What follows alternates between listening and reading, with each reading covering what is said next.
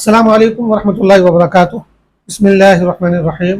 عن ابی قبشۃ عمرو بن سعد الانماری رضی اللہ عنہ انہ سمع رسول اللہ صلی اللہ علیہ وسلم یقول ثلاثۃ اقسم علیہن واحدثکم حدیثا فاحفظوه ما نقص مال عبد من صدقہ ولا ظلم عبد مظلمة صبر علیها الا زادہ اللہ عزہ ولا فتح عبد باب مسألة الا فتح اللہ علیہ باب فقر او کلمۃ نحوها الى آخر الحدیث۔ حضرت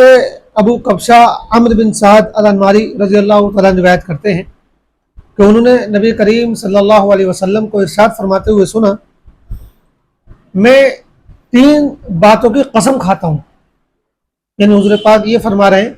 کہ میں یہ 3 باتیں بتا رہا ہوں اور ان کی قسم کھا رہا ہوں کہ ایسا ہی ہوتا ہے۔ ظاہر بات ہے، ایک تو حضور پاک علیہ السلام کوئی بات کہیں تو اس کے سچ ہونے میں کیا شبہ ہو سکتا ہے، اور پھر حضور پاک علیہ السلام کسی بات کو قسم کھا کر کہیں تو اس کے سچا ہونے میں کتنی زیادہ حقیقت ہو سکتی ہے اور وہ کتنی بڑی سچائی ہو سکتی ہے ہم سمجھ سکتے ہیں۔ تو آپ نے فرمایا کہ 3 باتوں کی تو میں قسم کھاتا ہوں،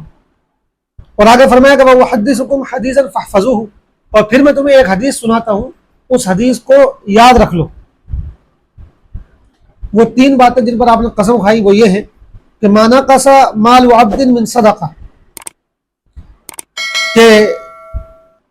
صدقہ کرنے سے کسی بھی بندے کے مال میں کوئی کمی نہیں ہوتی ہے۔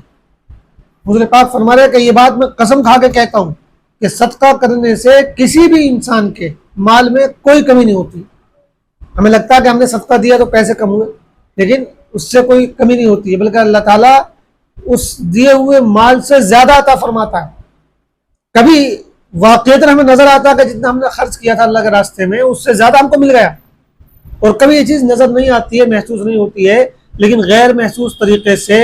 ہمارے مال میں برکت ہوتی ہے، اور جتنا ہم نے خرچ کیا ہوتا ہے اس پیسے کے مقابلے میں جو برکت ہمیں مل جاتی ہے وہ اس سے زیادہ قیمتی ہوتی ہے۔ اور واقعتاً یہ حقیقت ہے کہ آپ اللہ کے راستے میں دیں گے تو اللہ تعالیٰ ضرور بھی ضرور آپ کو اس کا بدلہ عطا فرمائے گا دنیا کے اندر ہی۔ تو صدقہ دینے سے مال میں کوئی کمی نہیں ہوتی ہے، ایک بات تو آپ نے ارشاد فرمائی۔ دوسری بات وَلَا ظُلِمَ عَبْدٌ مَظْلَمَةً صَبَرَ عَلَيْهَا إِلَّا زَادَهُ اللَّهُ عِزًّا، کسی انسان پر، کسی بندے پر اگر کوئی ظلم کیا جائے اور وہ اس پہ صبر کر لے تو اللہ تعالیٰ اس کی عزت میں اضافہ ہی کرتے ہیں۔ یہ دوسری بات آپ نے فرمائی کہ اگر تمہارے ساتھ برا ہوا ہے، کسی نے ناانصافی کی ہے، کسی نے ظلم کیا ہے اور تم نے صبر کر لیا، صبر کرنے کا مطلب یہ نہیں ہے کہ جس نے آپ کے ساتھ برائی کی، آپ کے ساتھ ظلم کیا، آپ کا جی تو چاہ رہا تھا کہ میں اس سے بدلہ لے لوں لیکن آپ کے پاس طاقت نہیں تھی تو آپ ٹھنڈے ہو کے بیٹھ گئے، نہیں۔ صبر کرنے کا مطلب یہ ہے کہ اس نے اگر آپ کے ساتھ برا کیا، ظلم کیا، اور آپ نے سوچا چلو اللہ کے لیے معاف کر دیتے ہیں، آپ اس کو برداشت کر لیتے ہیں، تو یہ صبر کہلاتا ہے۔ اگر آدمی بدلہ لینے کے پیچھے پڑا ہوا، بدلہ لینے کے ٹھانے ہوئے ہے لیکن موقع نہیں مل پا رہا، طاقت نہیں ہے، تو یہ صبر نہیں کہلاتا۔ صبر یہ ہے کہ آپ کمزور ہیں یا آپ طاقتور بھی ہیں لیکن آپ نے اللہ کے لیے اس کو برداشت کر لیا۔ ایک نے آپ کے ساتھ برا کیا اور آپ کے پاس طاقت ہی نہیں بدلہ لینے کی، لیکن پھر بھی آپ نے سوچا چلو میں چونکہ کمزور ہوں، اللہ تعالیٰ نے کہا کہ صبر کر لو، اس مصیبت کو آپ نے برداشت کر لیا، بدلہ لینے کی آپ نے سوچی نہیں۔ اور ایک آپ کے پاس طاقت بھی ہے بدلہ لینے کی لیکن پھر بھی آپ نے بدلہ نہیں لیا۔ ان دونوں صورتوں میں اگر آپ صبر کرتے ہیں تو حضور پاک فرمانے کہ اللہ تعالیٰ اس کے وجہ سے تمہاری عزت میں اضافہ ہی کرے گا۔ صبر کر لینے سے عزت میں کمی نہیں ہوتی ہے۔ یہ ہم کو لگتا ہے کہ اگر کسی نے ہمارے ساتھ بدتمیزی کی اور ہم اس کا جواب نہیں دیں گے تو گویا کہ ہماری انسلٹ ہو گئی، حضور پاک فرماتا ہے کہ انسلٹ نہیں ہوتی ہے، اس کی عزت بڑھتی ہے ایسا کرنے سے۔ اور تیسری بات آپ نے فرمائی وَلَا فَتَحَ عَبْدٌ بَابَ مَسْأَلَةٍ إِلَّا فَتَحَ اللَّهُ عَلَيْهِ بَابَ فَقْرٍ، جو شخص بھی سوال کرنے کا دروازہ کھول دیتا ہے، یعنی لوگوں سے مانگنا شروع کر دیتا ہے، کسی بھی چیز کا سوال شروع کر دیتا ہے تو اللہ تعالیٰ اس کے لیے فقر و فاقے کا دروازہ کھول دیتا ہے۔ مراد یہ کہ جو شخص جو ہے دوسروں سے سوال کرنا شروع کر دے، مانگنا شروع کر دے، گداگری شروع کر دے تو پھر کبھی اس کا منہ نہیں بھرتا، پیٹ نہیں بھرتا ہے، اللہ تعالیٰ اس کے لیے فقر و فاقے کا دروازہ کھول دیتا ہے۔ وہ مانگ کر کتنا بھی حاصل کیوں نہ کر لے لیکن کبھی اس کی محتاجی دور نہیں ہوتی ہے، بلکہ ہمیشہ پھر وہ مانگتا ہی چلا جاتا ہے اور فقیری اس سے چمٹ کے رہ جاتی ہے۔ یہ تین باتیں حضور پاک علیہ السلام نے ارشاد فرمائی اور قسم کھا کے ارشاد فرمائی. ایک تو یہ کہ صدقہ کرنے سے مال میں کوئی کمی نہیں آتی ہے. دوسرے کہ مصیبت اور ظلم پر صبر کرنے سے کبھی انسان کی عزت گھٹتی نہیں بلکہ بڑھتی ہے. اور تیسری بات یہ ارشاد فرمائی کہ جو شخص مانگنا شروع کر دیتا ہے تو پھر اللہ تعالیٰ اس کے لیے محتاجی کا دروازہ کھول دیتا ہے. اس کے بعد حضور پاک علیہ السلام نے فرمایا کہ وَأُحَدِّثُكُمْ حَدِيثًا فَاحْفَظُوهُ، میں تمہیں ایک حدیث بیان کر رہا ہوں، اس کو اچھی طرح سن لو. اس حدیث میں حضور پاک نے فرمایا ہے کہ 4 طرح کے لوگ ہوتے ہیں. فرمایا کہ انما الدنیا لأربعۃ نفر، یہ دنیا جو ہے 4 طرح کے لوگوں کے لیے ہے، 4 طرح کے لوگوں کے پاس ہوتی ہے اور ہر آدمی کی کیٹیگری الگ ہے، ہر آدمی کا جو حساب ہے وہ الگ ہے. فرمایا کہ دنیا یہ 4 طرح کے لوگوں کے لیے ہوتی ہے. ایک تو عبد رزقہ اللہ مالا وعلما فهو يتقي فيه ربہ، ایک وہ شخص جس کو اللہ نے علم بھی دیا اور مال بھی دیا، علم بھی دیا اور مال بھی دیا، دونوں چیزیں دی،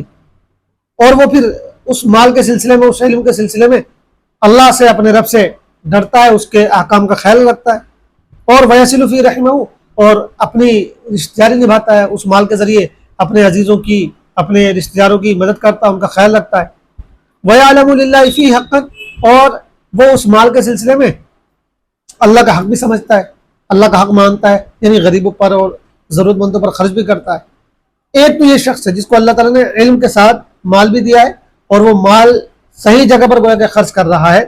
اس میں اللہ کا حق بھی پہچان رہا ہے اور اپنے عزیز و اقارب کا بھی حق پہچان رہا ہے. آپ نے فرمایا کہ فَهَذَا بِأَفْضَلِ الْمَنَازِلِ، یہ شخص تو سب سے اعلیٰ درجے پر ہے. پھر فرمایا کہ دوسرا بندہ وہ ہے جس کو اللہ نے علم دیا لیکن مال نہیں دیا، صرف علم دیا، مال نہیں دیا، لیکن یہ شخص دل کا سچا ہے، نیت کا سچا ہے، اور سچائی کی نیت کے ساتھ یہ کہتا ہے کہ لو ان لی مالا لعملت بعمل فلان، کہ اگر میرے پاس بھی مال ہوتا تو میں بھی فلاں شخص کی طرح جو ہے عمل کرتا، جیسے وہ خرچ کرتا ہے اللہ کے راستے میں تو میں بھی ایسا ہی کرتا، جیسے وہ اپنے عزیزوں کا خیال رکھتا ہے میں بھی ایسے خیال رکھتا. تو فہو بنیتی، تو اس شخص کو اپنی نیت کے اعتبار سے جو ہے ثواب دیا جائے گا اور اس کی نیت کا اعتبار کیا جائے گا. لہذا فاجرہما سواء، یہ والا اور پہلے والا شخص یہ دونوں اجر میں برابر ہوں گے. پھر آپ نے فرمایا کہ تیسرا انسان وہ ہے وعبد رزقہ اللہ مالا ولم یرزقہ علما، وہ شخص جس کو اللہ نے مال دیا لیکن اس کو علم نہیں دیا، اور وہ اپنے مال میں بغیر علم کے غلط سلط جو ہے فیصلہ کرتا ہے اور غلط طریقہ اختیار کرتا ہے. لا یتقی فی ربہ، وہ اپنے رب کا اس میں خیال نہیں کرتا، اپنے رب کے احکام کا خیال نہیں کرتا. ولا یصل فی رحمہ، اپنے عزیز و اقارب کا بھی خیال نہیں کرتا. ولا یعلم للہ فی حقا، اور اس میں جو اللہ کا حق ہے اس کو بھی نہیں جانتا، نہیں مانتا، یعنی وہ مال کو فضول اڑا رہا ہے، خرچ کر رہا ہے فالتو جگہوں پر، جہاں خرچ کرنا چاہیے وہاں خرچ نہیں کر رہا ہے، اللہ کا حق نہیں خرچ کر، اللہ کے حق میں نہیں دے رہا، یعنی غریبوں پر نہیں خرچ کر رہا، اپنے عزیز و اقارب پر خرچ نہیں کر رہا. آپ نے فرمایا کہ فہذا بأخبث المنازل، یہ شخص سب سے گھٹیا اور سب سے خبیث ترین مقام پر ہے. اور چوتھا وہ شخص ہے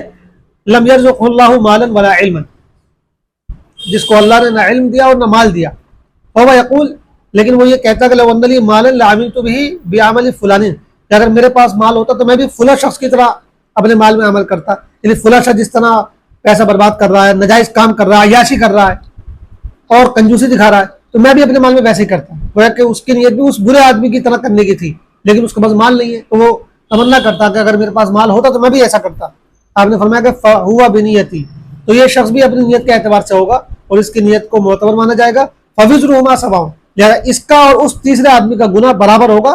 ایک وہ آدمی جو اپنے مال کو غلط سلط استعمال کر رہا ہے، اس میں عیاشیاں کر رہا ہے،